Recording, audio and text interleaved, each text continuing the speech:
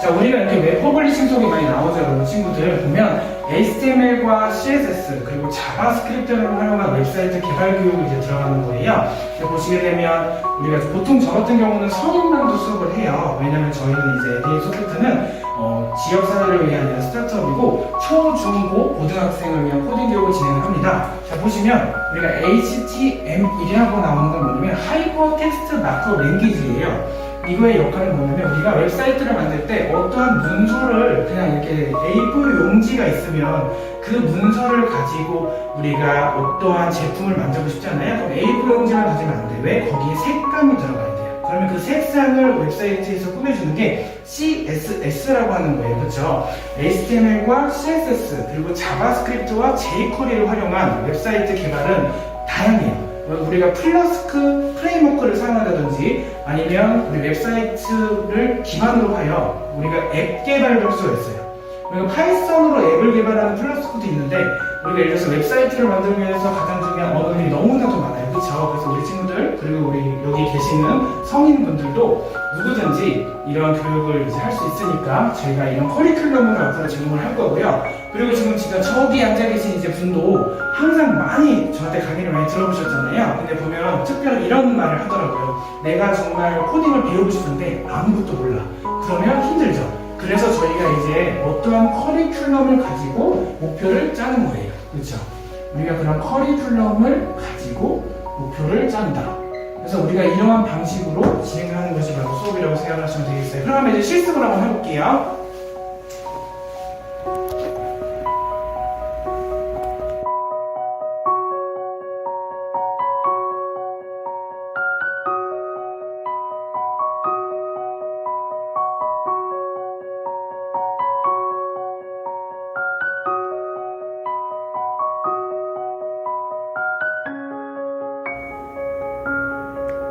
그 인공지능에 대해서 이제 강의를 시작해야 되는데요. 안녕하세요. 저희는 이제 에데인소프트 충주 코딩 체험 스페이스라고 하는 코딩을 체험해 볼 수 있는 공간이고 인공지능에 대한 강의를 이제 시작해 보겠습니다. 자, 오늘 보시게 되면 이제 인공지능이라는 말을 여러분은 한 번쯤 듣잖아요. 우리가 AI라고 해서 지금 보시는 것처럼 이런 로봇 교육을 진행하고 있어요. 그러니까 우리 친구들이나 학생들 그리고 성인반도 로봇을 진행하는데 성인분들이 오시게 되면 이제 고학년 용도의 로봇이지만 지금 보고 계시는 이 로봇은 초등학교 저학년 친구들이 이용할 수 있는 그런 로봇 키트예요. 우리 이렇게 블록이라고 해서 조립을 하는 방식으로 진행을 하는 거고 여기 보시면 이 블록 코딩이라고 하는 방식이 있어요. 이 방식이 뭐냐면 실제 코딩을 통해서 결과물을 내거나 로봇이 움직이게 다양한 우리가 이런 코딩 체험을 해요. 실제 보시게 되면 이런 교재도 있어서 학생들이 따라하면서 쉽게 실습해 보면서 이런 거미 로봇이나 그리고 우리 로봇들을 직접 만들어 보는 거예요. 여기 보시면 이제 텀블링 봇이나 이런 길이, 이런 개념들이 많이 나와 있어서 학생들이 인공지능에 대한 좀 어렵거나 이런 머신러닝에 대한 개념을 쉽게끔 이렇게 교육할 수 있는 교육입니다. 보시게 되면 이제 인공지능에 대해서 이렇게 교육을 진행해야 돼요. 근데 보시게 되면 일단 인공지능에 대한 의견을 먼저 나누는 수업으로 진행을 하거든요. 저희가 이제 현장에서 수업을 할 때 중학교에 보통 다니고 있는 그런 나비라고 하는 친구가 있어요. 근데 그 나비라고 하는 친구는 요즘 들어 AI나 인공지능에 대해서 좀 관심이 많아서 아, 나도 그러면 인공지능을 한번 공부해볼까? 이런 생각을 한번 많이들 하시더라고요. 그래서 저희가 이제 인공지능에 대한 교육 커리큘럼에 맞게끔 진행을 했어요. 보시게 되면 이제 또 돌이켜서 생각해보면 어느 순간에 이런 전자제품에도 뭐 인공지능이라는 말을 함께 사용하고 또 병원이나 아니면 우리가 의료시설에서도 인공지능이라는 말을 많이 사용해요. 예를 들어서 원격으로도 우리 인공지능을 도입하게 되면 원격 진료나 아니면 AI를 활용한 기술들이 지금 다양해지고 있잖아요. 이렇듯이 우리는 인공지능을 배워야 하는 이유이고 필요성이고자 합니다.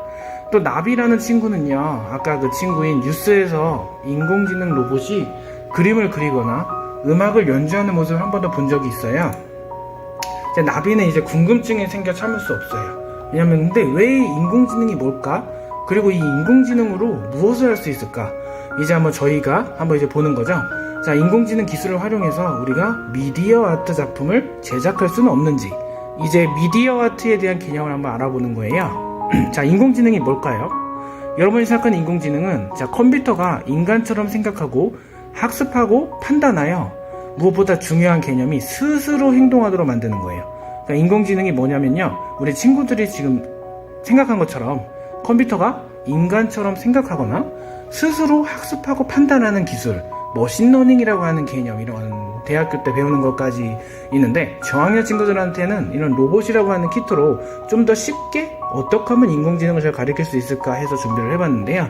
일단 인공지능에 대해서는 인간의 뇌나 지능을 가진 컴퓨터나 그것을 실현하기 위해서 이제 저희가 만든 시스템이나 이런 기술이라고 합니다. 그래서 글자나 말의 의미나 인식, 학습, 머신러닝, 얼굴 표정을 인지하는 이런 인식들이 다 인간만이 할 수 있다고 생각했던 기능을 이제는 컴퓨터가 수행하게 하는 거라고 생각을 하는데요. 흔히 말하는 인공지능에게 기계학습이란 이런 개념이 있어요. 인공지능이 더욱 발달하기 위해서 필요한 요소는, 일단 학습이 이루어지지 못한 인공지능은 인공지능으로서의 역할을 제대로 해낼 수가 없고요. 그리고 보시게 되면 아까 선생님이 말씀했던 딥러닝과 머신러닝에 대한 개념이나, 또는 이 머신러닝이라고 하는 거는 사람이 컴퓨터에 직접 지시하지 않거나 아니면 데이터를 통해서 스스로 학습을 해서 해결하는 거고요. 우리 머신러닝과 딥러닝에 대한 개념이 있어요. 우리가 인공지능 하면 흔히 파이썬이라고 생각이 드시잖아요. 파이썬 같은 경우는 뭐냐면 우리가 빅데이터 처리나 아니면 데이터 분석 쪽에 많이 써요. 선형 허거 방식이나 사람이 직접 지시를 안 해도 데이터를 통해서 스스로 학습하는 거고요. 딥러닝 같은 경우는 기본적으로 보시면 일단 머신러닝의 한 종류예요. 이게 둘 다 차이가 있어. 뭐냐면 인공지능을 구성하기 위해서 인공신경망을 기반으로 우리가 컴퓨터에게 그런 사고방식을 가르치는 방법을 딥러닝이라고 해요. 그래서 보시게 되면, 자, 인공지능은 그럼 어떤 분야에 활용이 될까요? 자, 한번 이렇게 지금 앉아 계신 모든 별로 보면 인공지능이 어떻게 활용되고 있는지 적어보는 건데요. 일단 인공지능은 교육 분야, 의료나 경제나 금융, 시사, 문화, 예술, 이렇게 다양한 분야로 활용이 돼요. 정말 우리 생활 속에 인공지능이 정말 다양한데, 보시게 되면, 그러면 이제 저희가 이제 수업을 준비할 때요, 현장에서 이러한 PPT의 내용을 준비를 하게 되는데, 일단 여기 학생들 보고 직접 그려보라고 해요. 그래야 학생들이 하나하나 논리력이라던가 창의력이 좀 생기거든요. 제 수업의 방식은 1:1 질의응답이 중요하고요. 일단은 미래의 나는 과연 어떠한 직업을 가져야 할지, 우선 나에 대한 진로나 직업에 대한 거 적는 거고, 그리고 인공지능이 가져야 할 윤리적인 면은 어떤 걸지도 생각해보고 적는 방법을 하고 있어요. 자, 이제 2차시인데요. 저희가 수업을 준비할 때 미디어 아트에 대한 개념부터 인공지능과 예술의 융합에 대해서 이제 개념을 알아볼 거예요. 보시게 되면, 자, 인공지능과 사람이 합작하면 어떤 일이 생길까라는 궁금증, 또 인공지능이 미래의 예술에는 어떠한 영향을 미칠까라는 궁금증인데, 여기서는 뭐냐면요, 미디어 아트라고 하는 개념이 또 떠요. 그 기술이. 왜냐면 이제 미래에는 인공지능이 뭔가 사람의 영역까지 차지하나? 감성적인 게 좀 중요한데 그런 것까지 챙길 수, 성격이나 이런 것까지 할 수 있을까라는 궁금증이 생기는데, 일단 미디어 아트에 대해 설명을 드릴게요. 우리가 4만 년 전에 그려진 동물 벽화나 뭔가 이런 미디어 아트에 이르기까지는 인류는 엄청 많은 이런 자아 표출이나 사회의 소통을 시도해 왔는데, 자, 이렇게 인공지능의 예술 작품을 감상해보면 인간과 인공지능이 합작한 탄뎀이라고 하는 게 있어요. 탄뎀이 뭐냐면 관객이 터치스크린 위에 보이시는 것처럼 그림을 그리면 입력된 데이터를 바탕으로 뭔가 인공지능이 표현한 새로운 게 오버랩되어서 작품이 완성되는 방식을 말하거든요.